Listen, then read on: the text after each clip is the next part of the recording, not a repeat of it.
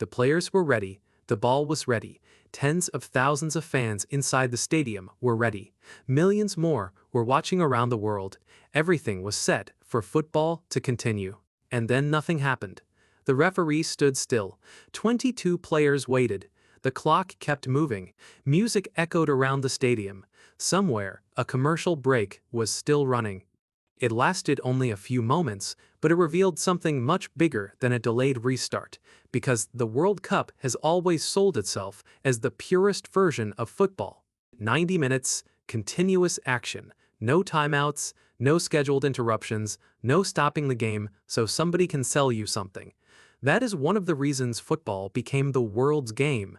Yet only days into this tournament, fans began noticing something different. Matches were stopping on schedule. Broadcasters were cutting away, advertisements were appearing in places they had never appeared before, and suddenly a question emerged.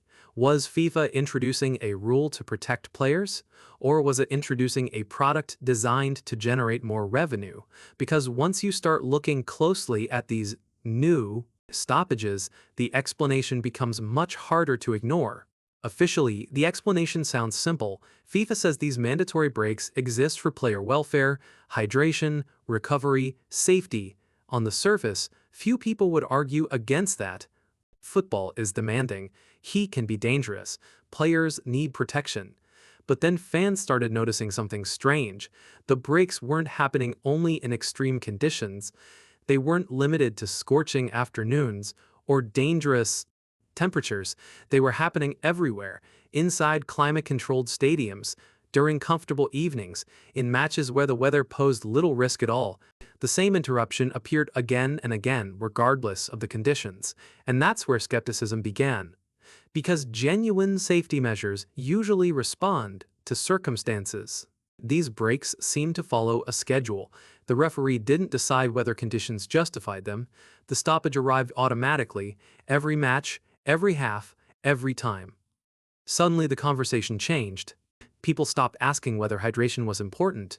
They started asking whether hydration was the real reason. And once that question appeared, attention shifted towards something football fans understand better than almost anything else: money. Whenever something in sport stops making sense, people eventually follow the money. And in this case, the trail wasn't difficult to find. These mandatory breaks created something incredibly valuable. New inventory, new advertising space, new opportunities for broadcasters to sell commercials during the biggest sporting event on earth. For decades, football's uninterrupted flow limited how many advertisements could be inserted into a live match. That was one of the sport's defining characteristics. Suddenly, FIFA had created scheduled pauses inside every game, not once or twice during the tournament, every match, every half across more than 100 World Cup games. For broadcasters, those minutes were worth millions. For sponsors, they were guaranteed exposure. For FIFA, they increased the commercial value of television rights. And that's when many fans became uncomfortable. Because football supporters can accept change when it improves the game, what they struggle to accept is change that appears designed primarily to increase revenue. The hydration break was no longer being viewed as a health measure. It was being viewed as a business model. And what happened next made that perception even stronger. What FIFA created wasn't just a break, it was a brand new piece of television real estate, and television networks understood its value immediately. For decades, football presented a problem for broadcasters. The action rarely stopped. Unlike American football, basketball, or baseball, there were very few opportunities to insert full commercial breaks without interrupting the viewing experience. That limitation was part of football's identity. Now, for the first time, networks had guaranteed pauses built directly into the match itself. And different broadcasters responded in very different ways. Some kept their cameras focused on the pitch. Viewers could watch players regroup, coaches deliver instructions, and teams prepare for the next phase of the game. Others chose a different path. Full-screen advertisements, sponsor messages, commercial blocks inserted directly into the middle of World Cup matches. That distinction matters because it revealed something important. The interruption wasn't unavoidable. The interruption was valuable. The break existed for everyone. The commercials did not, which meant the real debate was no longer about hydration, it was about what football was becoming. Because once a new source of revenue appears, it rarely disappears. And what FIFA didn't expect was how quickly fans would start connecting the dots. Football supporters are protective of their sport, more protective than many outsiders realize, because football's appeal has never been built around interruptions. It has never depended on timeout culture. It has never revolved around stopping every few minutes to sell another product. Fans began asking a simple question. If these breaks can exist today, what comes next tomorrow? More commercial windows, longer interruptions, additional stoppages designed around television schedules instead of football itself. To many supporters, the hydration break wasn't controversial because it lasted 3 minutes. It was controversial because it felt like a precedent, a line being crossed, a signal that commercial priorities were beginning to shape the rhythm of the game itself. Online discussions exploded, radio shows debated it, podcasts argued about it. Supporters from different countries found themselves asking the same question. Was football adapting to modern realities, or was it slowly sacrificing part of its identity? Because history shows that once fans believe money is influencing the sport more than the sport itself, resistance usually follows.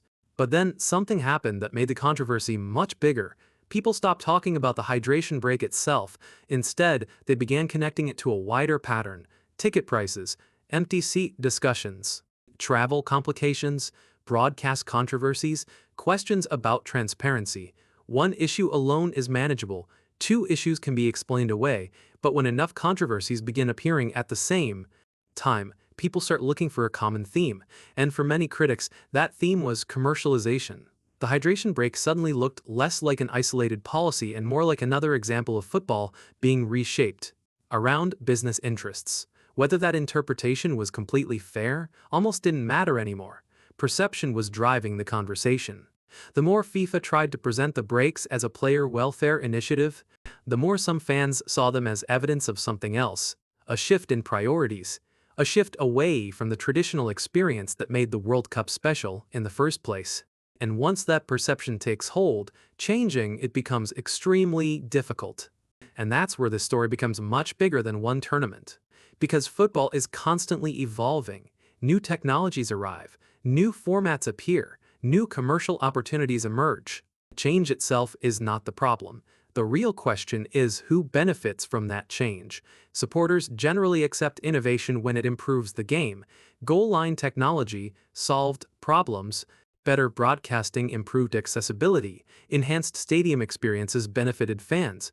But the hydration break debate feels different because many supporters struggle to identify what problem it is actually solving. If the primary benefit goes to broadcasters, sponsors, and rights holders, then resistance becomes inevitable. The fear isn't that football will suddenly transform overnight. The fear is that small changes accumulate. One commercial opportunity becomes two become three, and before anyone notices, the character of the sport begins to shift.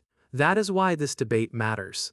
Not because of 3 minutes, because of what those 3 minutes might represent: a glimpse into the future of how football is packaged, sold, and consumed.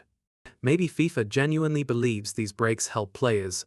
Maybe there are matches where they absolutely do. Extreme heat is real, player welfare matters, no serious fan would argue otherwise.